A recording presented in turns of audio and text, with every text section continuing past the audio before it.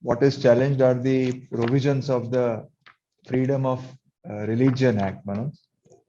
The amendment, it was existing in 2003, enacted, Manoj, in 2003. Thereafter, Manoj, there is an amendment which your lordships will find for the reasons stated at page 46.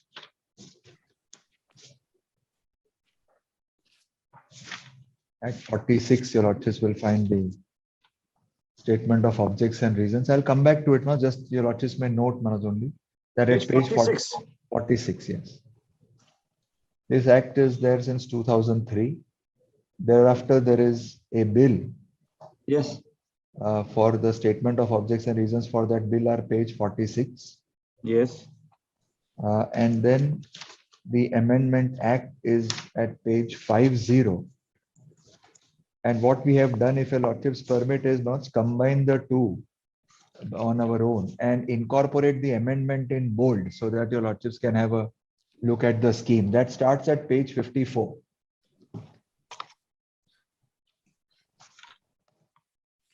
The amendments which are inserted or introduced are put in bold in the sections. So it's page 54 is the combined or the amended act. Right. So I'll start with the section 1. Short title. You are challenging the amended.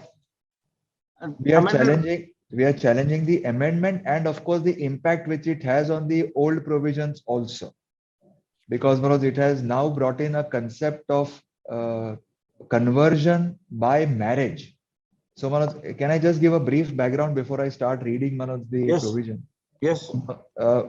Article 25, as your lordships are well aware, gives a right to propagate the religion. Constitution de dijega.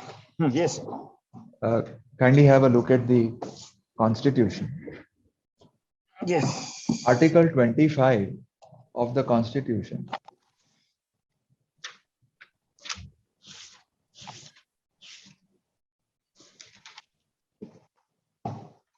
Freedom of conscience and free profession, practice and propagation of religion.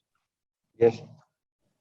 Subject to the public order, morality and health and to other provisions of this part, all persons are equally entitled to freedom of conscience and the right freely to profess, practice and propagate religion. Correct. So we are concerned with Manoj's profess, practice and propagate. More importantly, Manoj, the outward manifestation of following the religious practices or religion. So must both profess and propagate would be covered. Profess and propagate. Now, Manoj, propagation of religion came up for consideration in 1977 by the Honorable Supreme Court, and was the position as it stands now seems to say that propagation, the right to propagate your religion, does not include a fundamental right to convert. So this is one of an established position when I'm arguing today that the Supreme Court has taken the view that a individual's right to propagate his religion does not carry with it a fundamental right to convert the other person, essentially because it will then impact the other person's right to freedom of religion. So the court has drawn this balance without explaining it very clearly that when the line of propagation stops and when the conversion begins, which is a matter which may come. If there is a voluntary conversion. Correct. If there is a forcible conversion. Correct. Absolutely. So Manoj, that is the second point which I was coming to. Therefore, Manoj, there is no fundamental right to convert. So I start with that premise. I don't possess my own right to convert my religion. Voluntarily, without anyone's intervention. There, Manoj, the fundamental right of an individual to convert has never come up for consideration. I do not think that can ever be truncated. Correct. That can never be truncated. What fell into consideration before the various courts was that whether your right to propagate your religion assured under Article 25 carries with it a fundamental right to convert, and the court said no. Correct. So that stands. I just want to draw a small distinction at this stage. Propagation of religion will not inherently include a fundamental right to convert. That's right. So that is a position which seems to be established. So Manoj, I'm starting from that premise. I am only adding one line that a fundamental right not to convert would be against private players, etc., The right to convert or the conversion, whether it is an offense or not, is not answered. I don't have a fundamental right to convert. I just want to draw that line. The Supreme Court says that you don't have a fundamental right to convert. I have a right to propagate my religion. I cannot place that pedestal of a right of conversion as a fundamental right. I just want to draw that line. It doesn't say conversion is prohibited. The judgments don't say conversion is prohibited. To answer your Lordship's query also, it just says that individual does not have a fundamental right to convert another. Now, Manoj, this act. So I fail to understand conversion. Again, the same thing will come whether I am forcing somebody to convert. That's right. That's right. That's in fact our argument. Exactly. To come on his own. Exactly. By changing his religion. I am deeply obliged, Manoj. So essentially, it comes down to this: that what is prohibited or can be an offense is forcible conversion. Forcible conversion, yes. And forcible conversion, let me also accept the position which the state has said, or which can be even from common sense, that forcible conversion can be fraudulent misrepresentation or threat. It can cover both. Conceivably, for the purpose of today, at least, forcible conversion will contemplate an element of threat and also maybe a fraudulent misrepresentation. So this, I start with that. Now, was the amendment, the act, essentially the old act as it also unamended act, made forcible conversions or fraudulent conversions an offense. So we are not essentially presently dealing with the fund. So we are dealing with a case where the state has said it's an offense if you forcibly convert somebody, which would mean against his or her will. So if you forcibly, or as your Lordship would say, the consent would not have been free and fair. It could have been induced by misrepresentation and fraud, etc.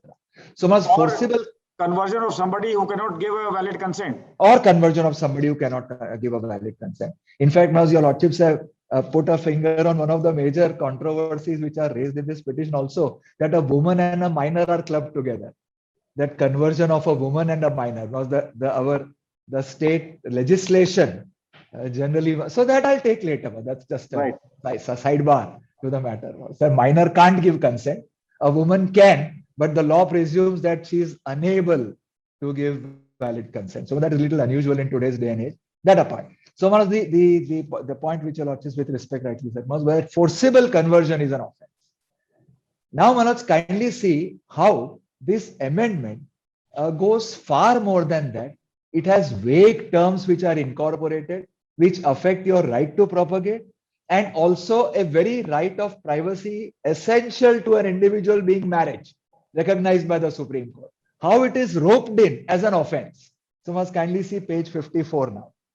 In this background, a very short background, page 54. This is one of the entire act today with the amendments in bold for the most part. Page 54. Your Lordships will find the preamble which stays the same: to provide for freedom of religion by prohibition of conversion from one religion to another by use of force. Yes. Or allure. I'm reading the preamble. Or by fraudulent means and matters incidental thereto. Lordships found that? Yes. Then section 1 is all right. Section 2. In this act, unless the context otherwise requires, allurement means offer of any temptation in the form of one, any gift or gratification, either in cash or kind. This was existing, pre-existing. 2, grant of material benefit, monetary or otherwise. Kindly pause here for a minute, Manoj. Both talk of material benefit. Yes. Gift, gratification, cash, kind, or material benefit. Now, 3 is inserted. Better lifestyle, divine blessings, or otherwise. This is in the context of Manoj, it being an offense, or otherwise. What so otherwise would mean anything at all. It's so vague when we are looking at an offense, when you are looking at an action which must be an offense. What does one mean when you say better lifestyle and divine blessings? The question would be that if I am propagating my own religion, don't I not say that you will reach moksha, or you will be one with Brahma, or you will be entered into the kingdom of heaven? Or you will So- go to Jannat milegi aapko, हाँ. Which heaven? So Whatever. same thing. All the religions by the book, स्वर्ग Jews, जाएंगे कि जन्नत में जाएंगे, क्या करेंगे, ये समझा दिया आपने. वो डिवाइन ब्लेसिंग हो गई. So Manoj, Jannat, the religion of the book, Jews, Muslims, and Christians are Jannat, heaven based. Yes. That there will be a judgment day. There is no reincarnation, but you will be entered into the kingdom of heaven. Yes. All religions which have developed otherwise are Manoj non-theists. So therefore, it could be in Hindu, you can say you will be one with Atma. I'm not into a philosophical debate, but it is part of my religion to say that you will be showered with something which is beyond your material existence. That is part of my propagation. Therefore, you add better lifestyle. So what does that mean? Better lifestyle is extremely vague if you are making it an offense. You will be happy is your better lifestyle. Divine blessings is again, Manoj. But that would not be an allurement. How would that be an allurement? That is not propagation of my religion. I cannot, so Manoj, I cannot use probably force. But Manoj, so that question comes up. I'm not much for the minute today, Manoj, saying yes or no. An important. Unless the context otherwise requires, allurement means so and so, any gift or gratification, either in cash or kind, or grant of any material benefit, either monetary or otherwise, or better. So therefore, better lifestyle and divine blessings would also be an allurement. They have considered it as an allurement. Allurement. Therefore, two issues. One is it an allurement as understood in the context of an offense? Are they sufficiently clear, as said in Shreya Singhal, that are these terms not vague? That is the legal point, constitutional point. Second is divine blessings. Does it not entrench upon my right to propagate? I am saying that, and what is the term or otherwise signify? If I say that by following the followers of my religion have a happy life, have reached the stage of independence or detachment, and that is how they are enjoying a better life. So examples can be a lot. The point is, better lifestyle, divine blessings or otherwise, does it not entrench upon and curtail my right to propagate my religion? Point one. So I'll come back to it later on. Point one. Then B. And this adds non-material benefit. Therefore, all the more difficult. No, better lifestyle will have material benefit, of course. No, it's just assurance of better lifestyle. I'm not giving a better lifestyle. Then it will be covered under one. Then it will be covered under gift gratification, cash or that I'm not bothered. It's an offer or a temptation of a better lifestyle. With respect, it's extremely difficult to pigeonhole it with clarity and a legal principle so that it becomes an offense. If I give money, I am hit by A1. If I assure a stipend, A1. No, if I assure even gift or money is also could be means offer of any temptation in the form of gift. Yes. So, but gift, it is material. It covers under one, A1, A2. Whether given or not is something different. Yes. I'm not bothered with that. So A1 or A2 are covering all objective elements. These not for the purpose of offense, are objective elements that you assured me a cow, or you assured me a sari, or you assured me food, or you gave me any of these three, and I was tempted to convert. They are objective elements which would crystallize an offense. But offer of a better lifestyle, offer of divine blessings, or otherwise any other temptation. So Manoj, my puffing up my religion, let me put it in the harshest way, my puffing up my own religion could also be or otherwise, that it is some form of temptation to convert. Actually, 1 and 2, Roman 1 and 2 would take care of better lifestyle in itself. Exactly. But divine blessings or otherwise is outside that. Is outside. Is outside that. Is completely outside that. And better lifestyle in this non-material form. Better philosophers than any of us have attempted to answer. Will have material form. So much better philosophers than we have. Or an assurance of whatever. So much divine blessings or otherwise, but it's more in the aspects of religious philosophy. So much this is one. Kindly, I'll go ahead. B and C was there. B, C. Your lordships may not see, because it is important for your lordships question which your lordships put to me, that one element of divine intervention is considered force. Force includes threat of divine displeasure. I just want to point it out. How exactly would you explain divine displeasure? About divine displeasure has also been indirectly, I would say, upheld by some courts to mean that minds which are immature or not possible of taking a rational decision could be threatened by saying that if you don't convert into the religion, evil will befall you, and various examples are given, etc., which is considered as a threat that the person is afraid and converts. Therefore, there is no element of volition in that sense. That is how the distinction is drawn, that divine displeasure is this kind. So therefore, the question does come up that does the converse, therefore, divine blessing is not the other side of the coin? My answer is no, Manoj, because divine blessings or otherwise can't be equated with force or violence or threat. It is simply saying that I am happy with my religion. This is what I have reached or acquired. So that is one aspect I just wanted to invite your lordship's attention. D comes in question, Manoj, a little D. Yes. Again, Manoj, that fraudulent means includes misrepresentation, fraudulent contrivance, so this is what is added. Though, Manoj, we have kept the entire section in bold because the Amendment Act says we inserted definition D. What is added is only the words after contrivance. So fraudulent means includes misrepresentation or fraudulent contrivance. This was there. This was the original section. This was there. There is some error in the print of the amendment. Therefore, we by mistake also adopted it cut copy, but it was there earlier. Impersonation, this is what is added. Impersonation by false name, surname, religious symbol or otherwise. No dispute on this one. This would come under fraudulent means. Even if the amendment is accepted, impersonation, surname, religious symbol or otherwise is certainly fraudulent. If I give a surname which is different and of the religion of my partner, it is fraudulent. No problem with this. Then what is religious symbol?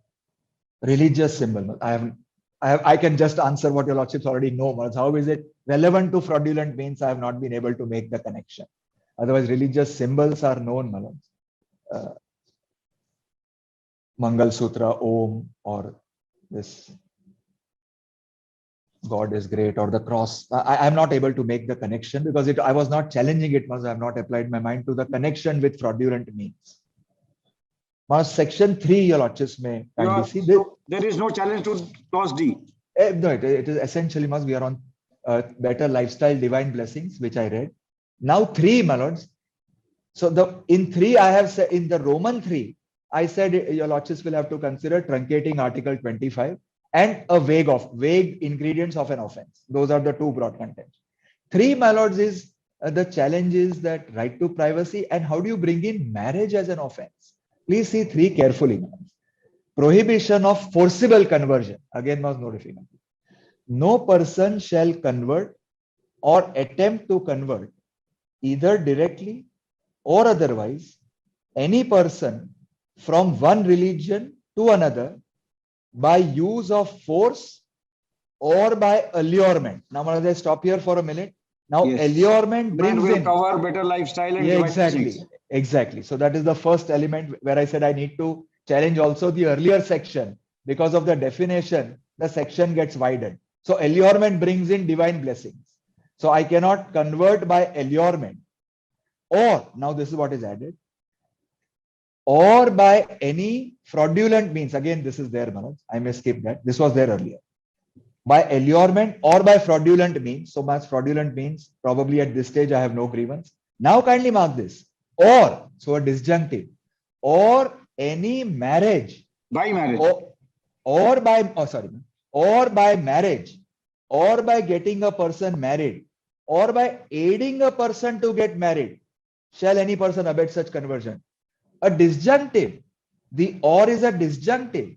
So kindly may I read again? No person shall convert or attempt to convert, either directly or otherwise, any person from one religion to other, that's all fine, by use of force, one, or by allurement, two, or by fraudulent means, three, or by marriage.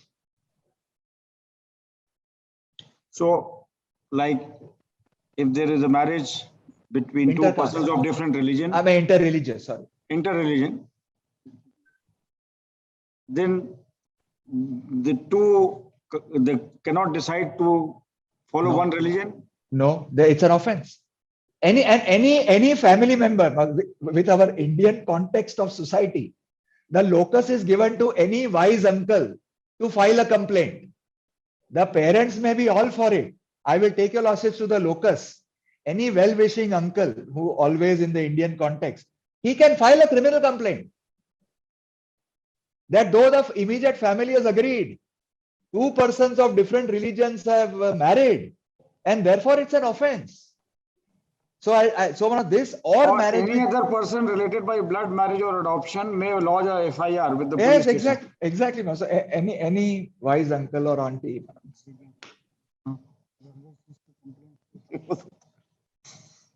But I am more concerned with how does the state intrude into marriage? Either it is fraudulent, then it is covered. Correct. If it is by force, it is covered. But you are putting a disjunctive and saying conversion by marriage, or by a person getting married, or by aiding a person. This completely flies in the face of Article 21. The Honorable Supreme Court in Hadia case, I will take a lordship to that, has said that law or courts can't enter this field. So there is no force, there is no allurement. Simply because there is a marriage, you cannot convert. That's right. It will always be presumed. Your lordships can take it with your lordships far wider experience of human conduct, that an interreligious marriage is never smooth. Therefore, there are bound to be objections. You are essentially taking away two adults' choice of two different religions to marry based on a complaint by the father, mother, uncle, aunt saying, no, my daughter or my son has been kind of forced into this marriage. It is only for conversion. And therefore, the entire police machinery is set into motion, which it has. It has. Your lordships must have been aware of. So, with that disjunctive or, you bring in marriage, which is not illegal in itself. All the other ingredients are illegal in themselves. An illegal inducement, which violates free consent. A show of force, which violates consent. Threats, which are invalid or illegal under our law. You equate marriage with that, which is a solemn and a very precious right if one wants to exercise it. There is a fundamental right also not to marry, I take it, Manoj. But yes. Therefore, so 2, then 3A. Lodging of complaint, your lordships have already seen it. Issue notice, Mr. Joshi. Let the state respond. But would your lordships consider some protection as far as offences are concerned on marriage? Otherwise, it has anybody can come in. Any marriage is. Let there be an FIR registered only on the ground of marriage, and you come to us and we'll protect you. Protect me is one thing, but the application. No, the petitioner then. Huh. No, but I was only saying that marriage by itself, because all others are covered. If the marriage is induced by threat, covered. Right. If the marriage is induced by fraudulent means, covered. But marriage by itself as a means of conversion, and was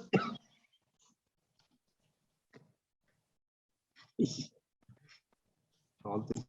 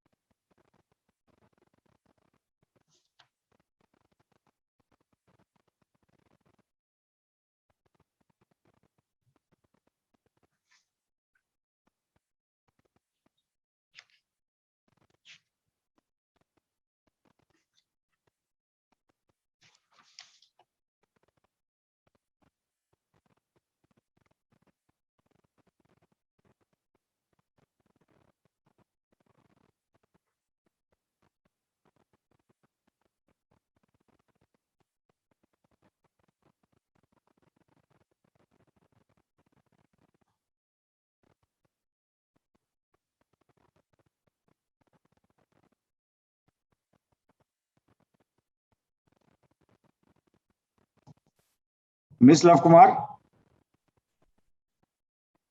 please unmute yourself. Please, my lord. What do you say to this use of the word by marriage? My lord, I would read the title of the section with it. हाँ पढ़िए. Prohibition to forcible conversions Right? by marriage. Therefore, if there is forcible conversion, that may be the heading of the I understand. section. But my lord, the object, my lord, we would have to examine the entire act in its totality. Either you say that marriage by force or fraudulent means, and then there is a conversion, then of course it is all right, fair enough. But if you say merely because of marriage somebody converts, then it is an offense. But my lord, if the lure of marriage is the only means based on which, my lord, there is conversion. Therefore, Where is that preface, where is that additional aspect that subject to there being a marriage on account of allurement or of fraudulent any misrepresentation or divine blessings, then it would amount to an offense. Therefore, my lord, the act needs a closer scrutiny. Let notice be issued.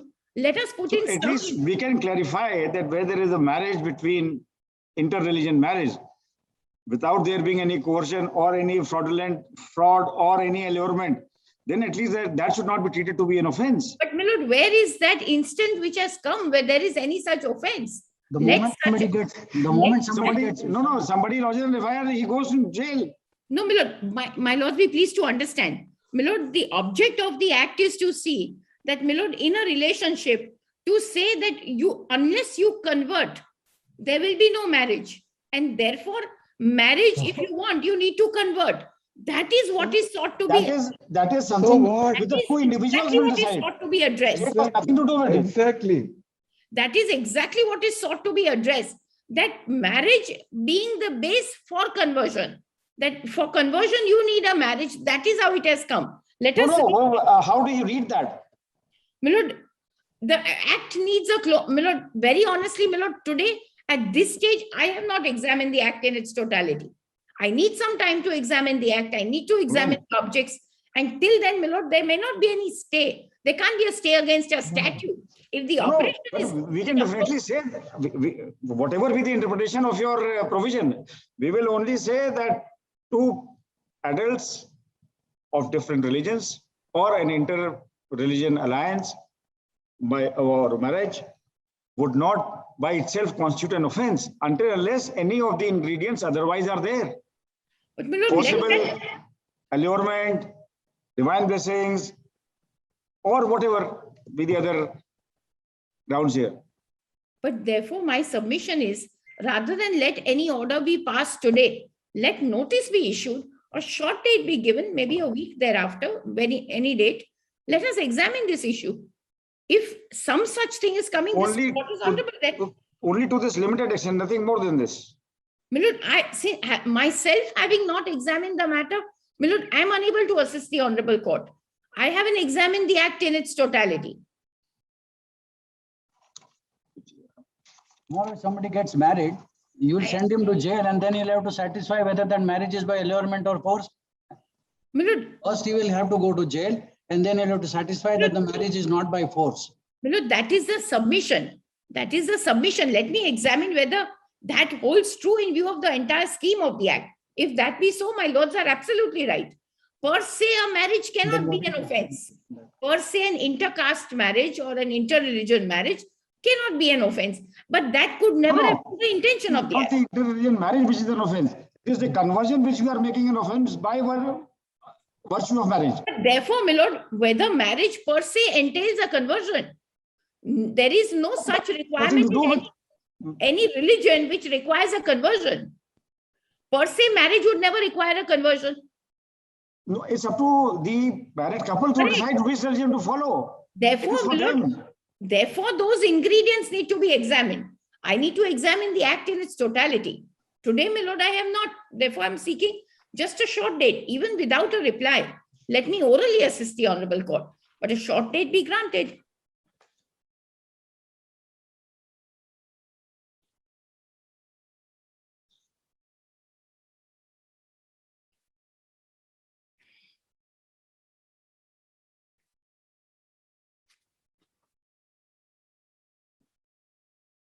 Now, kindly give me 1 second, Manoj.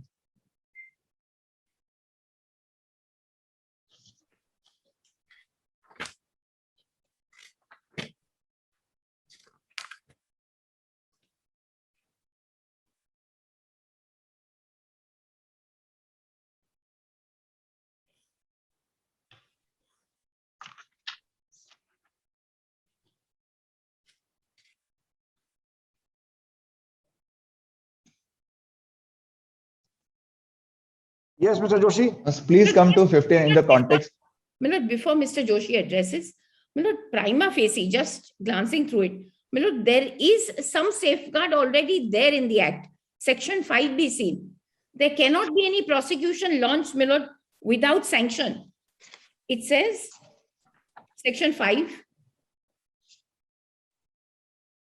Undhuche, we are challenging that, Manisha Ben. We are saying that you need permission. Prior For permission to conversion. be taken from district magistrate with respect to conversion. Conversion. Whoever converts any person from one religion to another by performing any ceremony by himself for such conversion as a religious priest or takes part directly or indirectly in such ceremony shall take prior permission for such proposed conversion from the district magistrate concerned by applying in any such form as may be prescribed by rules. This is only to ensure that there is voluntary consent.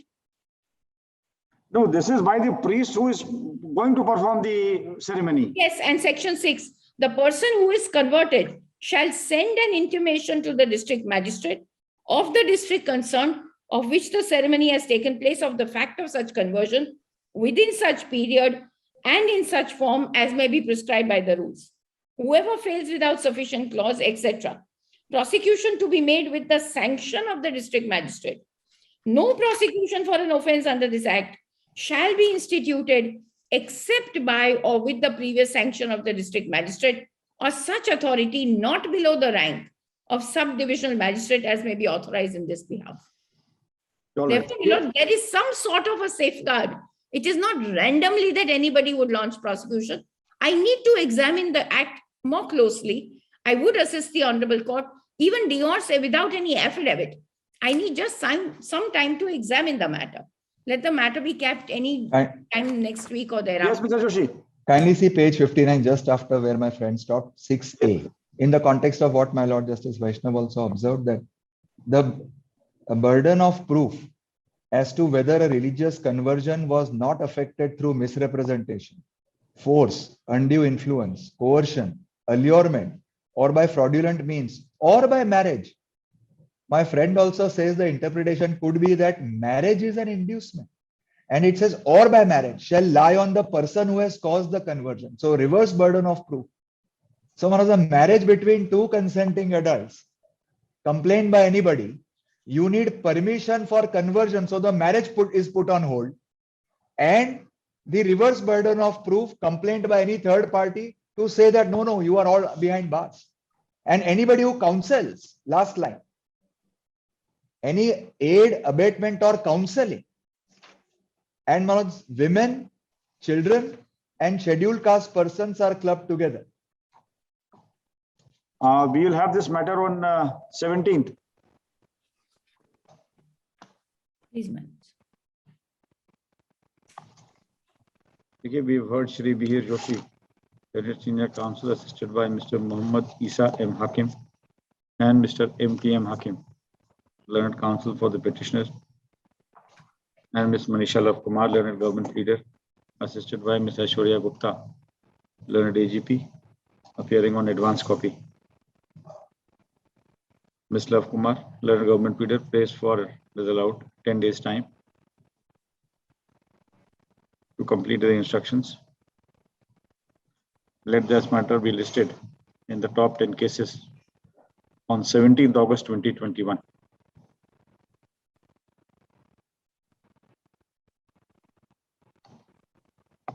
August in the top 10 cases. Would your lordships make those observations, Manoj, which your lordships indicated as far as marriage between consenting adults is concerned? Mr. Joshi, all those observations made by us already would be there worldwide. So we need not incorporate in the order. All right. Wait That's till what- 17th. Let us see what the state has to say. Upside and downside to this permanence, Manoj. And Manoj, we will have to come with a right to be forgotten in case we make a blunder which is recorded for posterity. Yes. The other issue is, would your lordships issue notice to the learned advocate general because it is challenge. Provisions are challenge.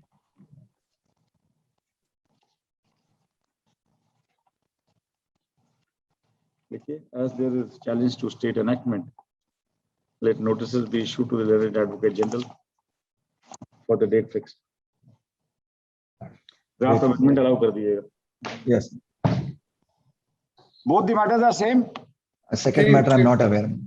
Same. There are two different petitioners. दोनों combine करके एक ही order करो.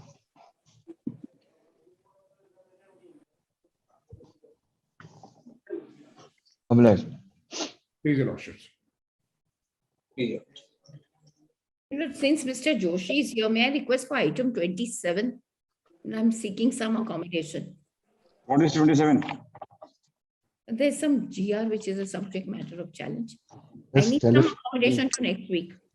No, we have. Yes. Let the papers be here. Because in fact, this is that telephone facilities to the under trials. Yes, yes. And on the last occasion, Manoj, my learned friend was instructed to state that the petition is infructuous because the facilities are extended. So that's not a problem. But now, Manoj, we have come out with an application which says that they seem to be, they have decided to withdraw it. So either they continue or the matter be heard, Manoj. Pending the matter, how do they withdraw this facility? Milord, what has happened is that now physically everybody is permitted. During COVID, when there were physically nobody was permitted, telephone facilities were allowed. It's across the state. It's not individual specific. No, 1 minute. Whatever facility is provided to all prisoners, All prisoners, except for certain categories. certain categories, Certain UAPA categories. and terrorists and other NIA prosecutions and all. That's Correct. different. Correct. Other than that, IPC and Prevention of Corruption Act or whatever be the NDPS Act, etc. Yes, NDPS. yes. so It is same not category same facility has been provided. There is no discrimination. It's not his case also that we are discriminating. No, we have said. Sorry, Originally, sorry. telephone facilities were being allowed during COVID because physical meeting was stopped. Presently, Milord, physically is opened up for everybody. So physically, anybody can come and meet you, subject to those regulations twice a week, thrice a week, whatever be that. Therefore, Milord, telephone facilities for the present have now discontinued as per the For everyone. For everyone, for everyone. Not for everyone except for NDPS. so not these. So everybody means not the NDPS. All accused undergoing facing trial under NDPS Act. No, I'm only saying on the date of the petition, those facilities were extended. Therefore, in fact, it was told that the petition doesn't survive. The facilities were extended to the petitioner and under trials of that category also. Yes. Now we have heard that it is likely to be discontinued from first. The issue is whether pending the petition, there has been no complaint of any kind whatsoever, whether it should continue, Manoj. The telephone facility should continue as it was continuing for the last 3 months, or the matter needs to be heard, Manoj. Or No, Mr. Joshi, 1 minute. This telephone facility, was it always there or it had come only during COVID? No, it has always been there, subject to certain restrictions, etc. It was always there, then permitted on the discretion of the authorities. And during COVID, it was extended to everybody, including the excluded category. And it is being facilities are being used by all, including the petitioner. Now they are reverting to their case that the law permits us to categorize under trials on the basis of offenses, which is not permissible. But that's the issue which your lordships will consider. I'm only saying the position which was prevailing when the petition was filed. That When can the certainly petition was continue filed, because there has been no complaint. There was COVID. It's not about individual complaint. As a policy matter, petitioner may be one. When a policy is taken, it's taken for all concerned. The resolution said, Milord, for under trial prisoners facing offenses under NDPS Act, telephone facility was not available. During COVID, Milord, that was kept in abeyance. It was made available. That's Now with physically them being permitted to meet, subject to restrictions of twice or thrice a week, whatever, physically all permissions are given. That is Therefore, not the in. telephone facility is being Therefore, withdrawn for it is NDPS withdrawn. under trials also. Yes, Yes. yes. Okay. I'm only requesting for next week, not too long. Either must that facility may continue or must it can be kept early next week. I would say must that the position can continue. We were seeking interim relief anyway, which my friend said is not necessary. So we are 11th.